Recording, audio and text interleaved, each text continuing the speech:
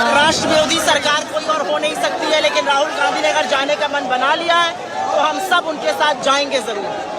क्या कुछ संदेश गांधी स्मृति को क्यों चुना गया है? देखिए, ये देश गांधी का है, गांधी के असूलों का है, और उन असूलों पे छात्र शांतिपूर्वक प्रदर्शन कर रहे हैं और सरकार ബാലഗോപാൽ തുടരുന്നുണ്ട്. ബാലു, ഈ വാഹനങ്ങൾ സഹിതം മുഴുവൻ പ്രവർത്തകരും ഇപ്പോൾ ഗാന്ധി സ്മൃതിയിലേക്ക് പോവുകയാണോ? മുഴുവൻ പ്രവർത്തകരും ഗാന്ധി സ്മൃതിയിലേക്ക് പോവുകയാണ്. പോലീസ് ഈ വാഹനം തടയുന്നതിന് ഉള്ള ശ്രമങ്ങൾ പല ഘട്ടങ്ങളിലായി നടത്തുന്നു. പക്ഷേ അതൊന്നും വിജയം കാണുന്നില്ല. വലിയ, അതായത് രാഹുൽ ഗാന്ധിയുടെ ബസ് മുന്നോട്ട് പോകുന്ന ഒരു കാഴ്ചയാണ് നമുക്ക് കാണാൻ വേണ്ടി കഴിയുന്നത്.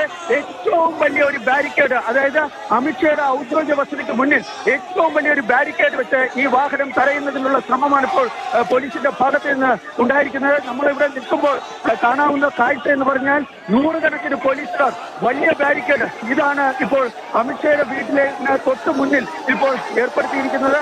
യഥാർത്ഥത്തിൽ ഞാനും ക്യാമറാമാനും ഇപ്പോൾ രണ്ട് ദിശയിലാണ്. കാരണം ഈ തിരക്കിൽ രണ്ടുപേർക്കും ഒന്നിച്ച് നിൽക്കാൻ വേണ്ടി പറ്റുന്ന ഒരു സാഹചര്യമായിരുന്നില്ല.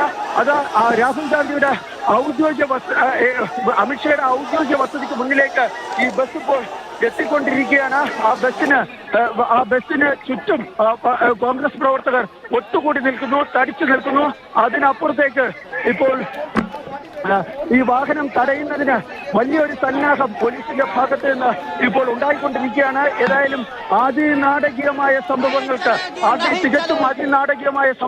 ഇപ്പോൾ ഡൽഹിയിലെ ഈ തെരുവുകൾ ഇപ്പോൾ സാക്ഷ്യം വഹിച്ചുകൊണ്ടിരിക്കുകയാണ്. നേരത്തെ ജോൺ ടാസ് സംസാരിക്കുമ്പോൾ പറഞ്ഞു, ഇനി പാർലമെന്റിലല്ല, ഇനി ഞങ്ങളുടെ പോരാട്ടം തെരുവിലാണ്. ആ തെരുവിലുള്ള പോരാട്ടത്തിന്റെ തുടക്കമാണ് ഇന്ന് നിങ്ങൾ കാണാൻ വേണ്ടി പോകുന്നതെന്നാണ്. ഏതായാലും ആ തെരുവിലെ പോരാട്ടത്തിന്റെ തുടക്കമാണ് നമ്മളിപ്പോൾ ഈ ദൃശ്യങ്ങളിലൂടെ കണ്ടുകൊണ്ടിരിക്കുന്നത്.